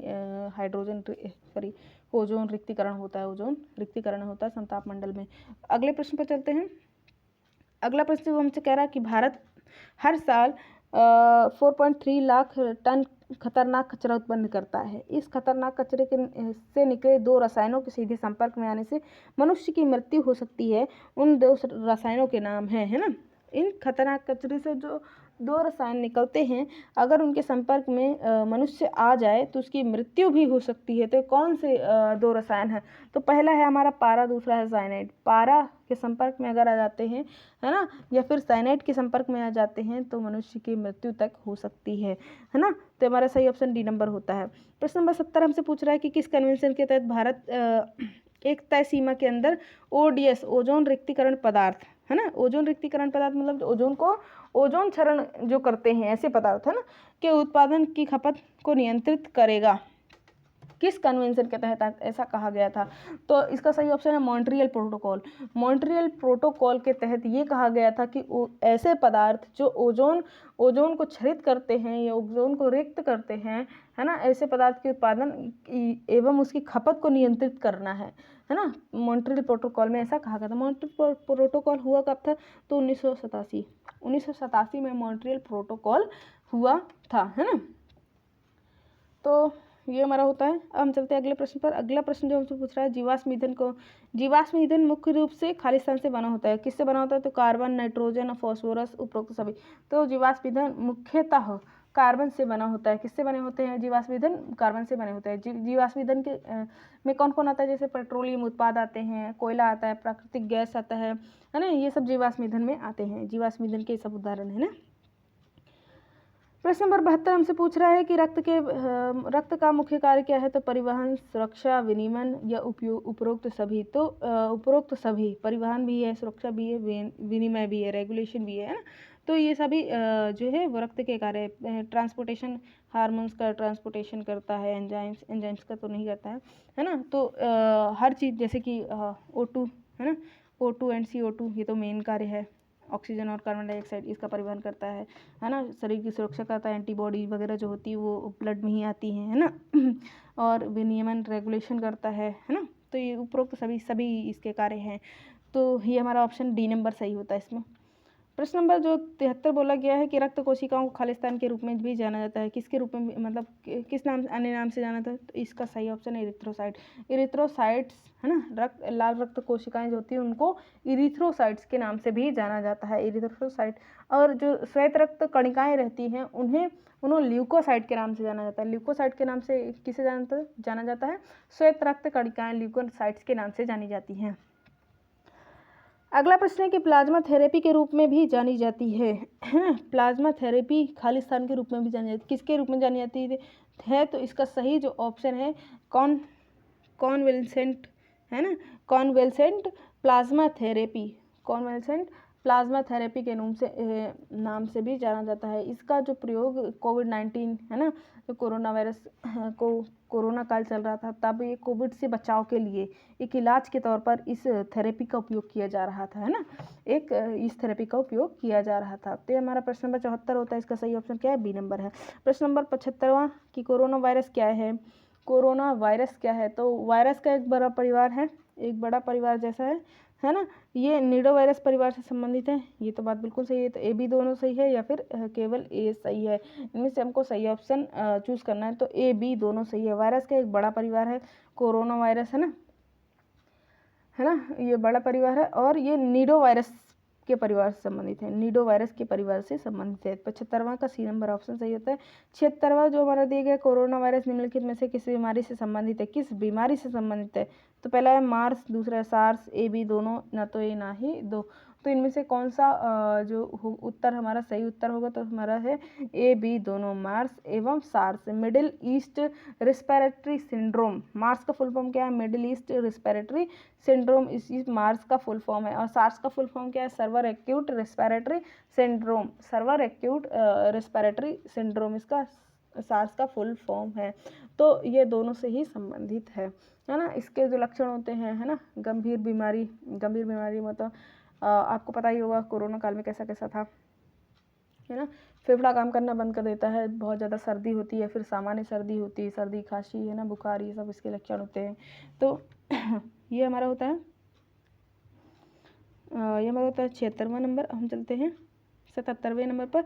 वर्तमान में हम कितने तत्वों को जानते हैं? वर्तमान में हम कितने तत्वों को जानते हैं? जो आधुनिक आवर्त सारणी में कितने तत्व रखे गए हैं? तो 118 तत्वों को हम जानते हैं जिन्हें आधुनिक आवर्त सारणी में जगह दी गई है ना।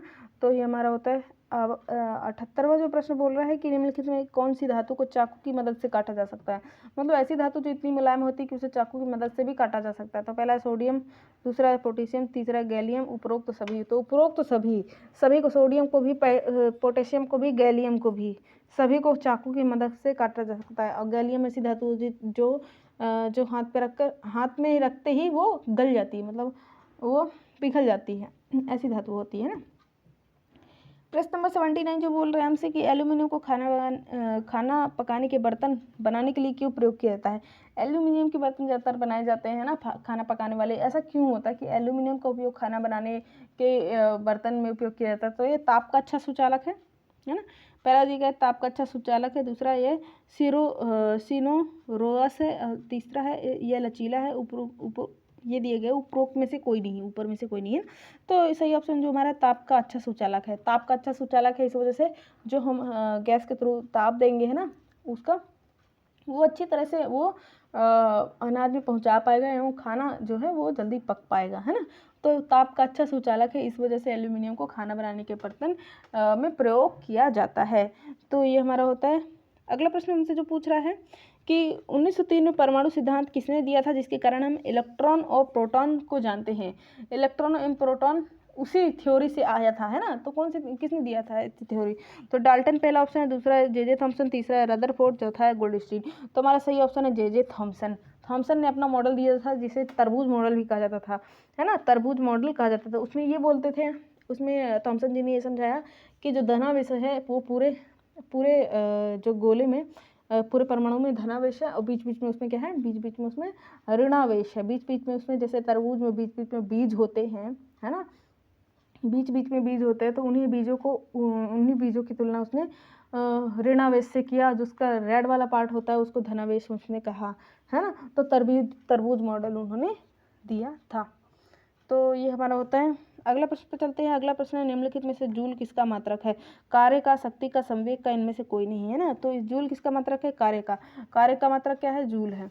अगला प्रश्न है जो हमारा 100 वाट का विद्युत बल्ब 1 मिनट में कितनी ऊर्जा का स्थानांतरण करता है? 1 मिनट में कितनी ऊर्जा का स्थानांतरित करता है 100 वाट का अगर विद्युत बल्ब है? तो हमारा सही ऑप्शन है कि 6000 जूल का स्थानांतरण करता है। अगला प्रश्न हमारा दिया गया है कि प्राकृतिक चयन द्वारा प्रजातियों का विकास सिद्धांत किसने दिया गया था। प्राकृतिक चयन या प्रकृति वर्णवाद ऐसा सिद्धांत, ये आपको ये वाला सिद्धांत आपको कई बार बताया गया है। डेली टेस्ट में भी आपको बताया गया है कई बार, 2 बार शायद ये प्रश्न आया था, और आपको आज के प्रश्न में भी पहले प्रश्न आ चुका है इसी प्रकार का, है ना। तो प्राकृतिक चयन वो किसका सिद्धांत है, तो डार्विन का सिद्धांत है, डार्विनवाद है ये, है ना। तो डार्विन का सिद्धांत है। चार्ल्स डार्विन ने अपनी पुस्तक में, है ना, प्रजातियों की उत्पत्ति के विकास का सिद्धांत दिया है। प्रजाति कैसे उत्पत्ति होती है, उनकी प्रजातियों की कैसी कैसी उत्पत्ति होती है, इसके विकास का सिद्धांत दिया गया है। इसे प्राकृतिक चयन का सिद्धांत भी कहते हैं। प्राकृतिक चयन का सिद्धांत भी इसे कहते हैं। 84 नंबर जो प्रश्न पूछा गया है कि निम्नलिखित में से कौन सा कथन गलत है। पारा एक तरल धातु है, ब्रोमीन एक तरल धातु है, सोना प्रकृति में मुक्त रूप से पाया जाता है, चांदी और तांबा प्रकृति में केवल संयुक्त रूप से पाए जाते हैं। हमारा जो गलत ऑप्शन है कि चांदी और तांबा प्रकृति में केवल संयुक्त रूप से पाए जाते हैं, ये बिल्कुल गलत है। जो चांदी एवं तांबा होते हैं वो अलग अलग भी पाए जाते हैं, अलग अलग भी पाए जाते हैं। तो हमारा गलत ऑप्शन कौन सा हो गया, ऑप्शन नंबर डी हमारा गलत ऑप्शन हो गया। निम्नलिखित में से किसमें त्रिविमी क्रिस्टल प्रणाली नहीं पाई जाती है। किसके जो परमाणु का पैटर्न है, परमाणु में अणु का जो पैटर्न होता है ना, उसमें त्रिविमी क्रिस्टलीय प्रणाली नहीं पाई जाती। तो किस में नहीं पाई जाती, तो हमारा सही ऑप्शन है ग्रेफाइट में नहीं पाई जाती। हमारा सही ऑप्शन कौन सा होता है, ग्रेफाइट। अगला प्रश्न हमसे पूछ रहा है कि स्वास्थ्य संबंधित 3D प्रिंटिंग तकनीकी निम्नलिखित में से कौन सा कार्य है। स्वास्थ्य संबंधित 3D प्रिंटिंग तकनीक का कौन सा कार्य है। प्रिंटिंग स्किन, है ना, प्रिंटिंग स्किन, और दूसरा टूटे दिल को मरम्मत करना, रक्त वाहिकाओं एवं हृदय की ऊतकों में उपरोक्त सभी। तो उपरोक्त सभी, ये सभी कार्य करता है।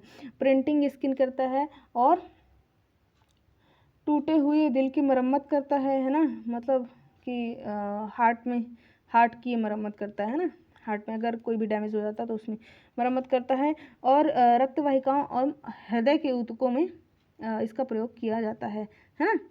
तो ये हमारा सही ऑप्शन उपरोक्त सभी हो जाता है। अगला प्रश्न हमसे पूछ रहा है कि स्वयं सेवा कियोस्क तकनीक, है ना, सेल्फ सर्विस कियोस्क टेक्नोलॉजी क्या है। सेल्फ सर्विस कियोस्क टेक्नोलॉजी क्या है।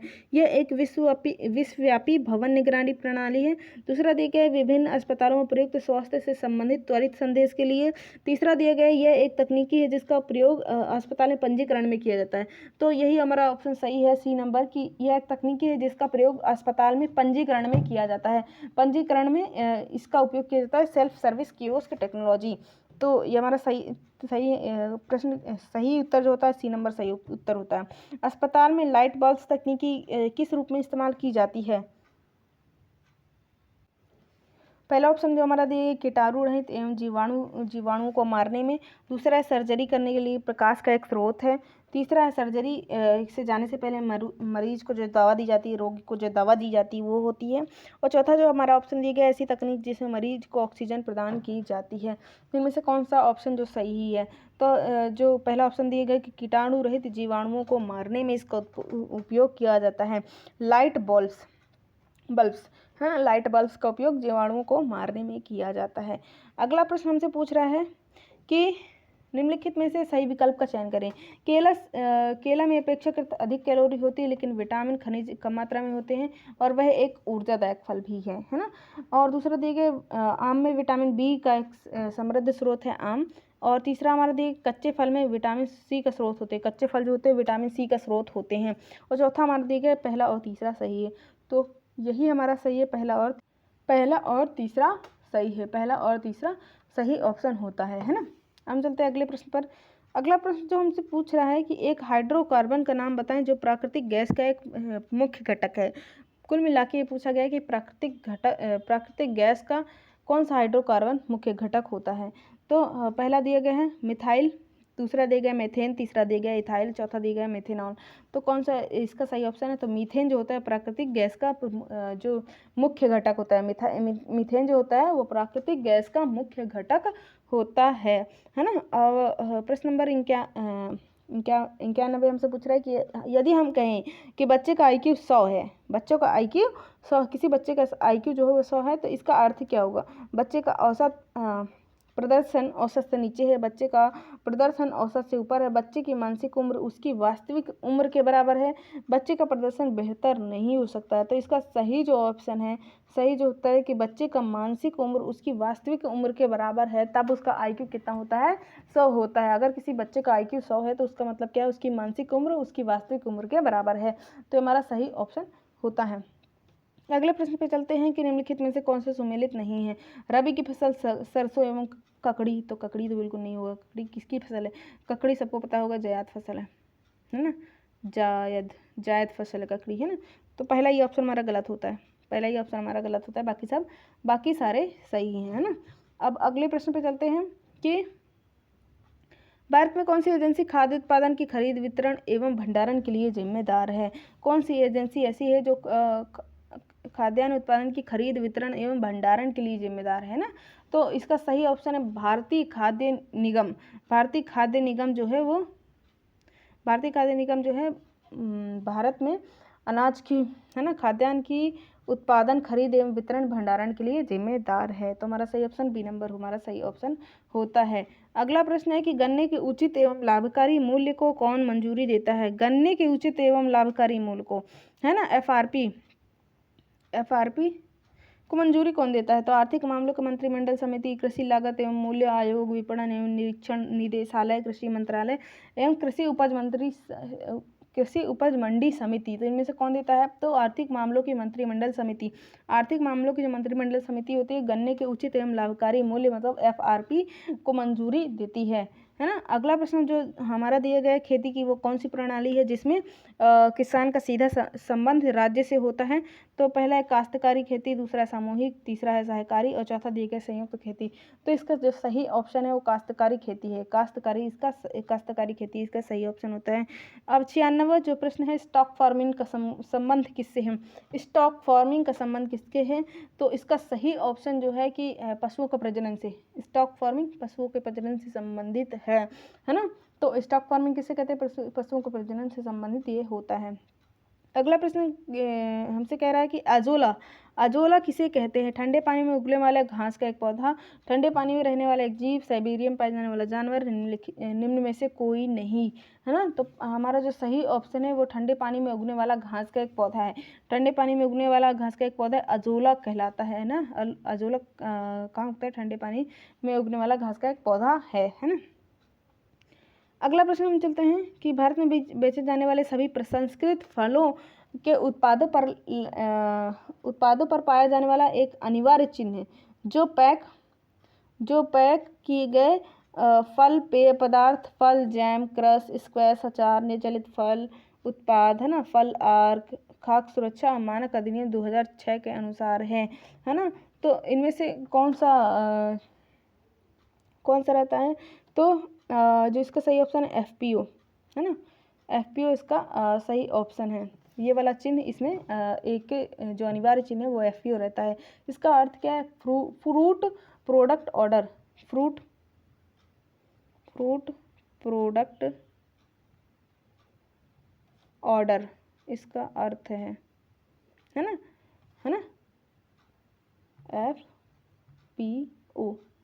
FPO का अर्थ है फूड प्रोडक्ट ऑर्डर, इसका अर्थ है। और यही चिन्ह इन सभी में रहता है जो आपके प्रश्न में दिया गया है। अगले प्रश्न पर चलते हैं। अगला प्रश्न दिया गया है, दूध में विटामिन जोड़ने की प्रक्रिया क्या कहलाती है ना, कौन सी है? तो फ्लेवरिंग और दूसरा जो लिखा हुआ है कि फोर्टिफिकेशन, तीसरा है फर्मेंटेशन और चौथा दिया गया है स्टरलाइजेशन। तो हमारा सही ऑप्शन है फोर्टिफिकेशन। दूध में जब विटामिन जोड़ने की प्रक्रिया है ना, उसे हम क्या कहते हैं? फोर्टिफिकेशन कहते हैं। सही ऑप्शन क्या होता है? फोर्टिफिकेशन कहते हैं ना।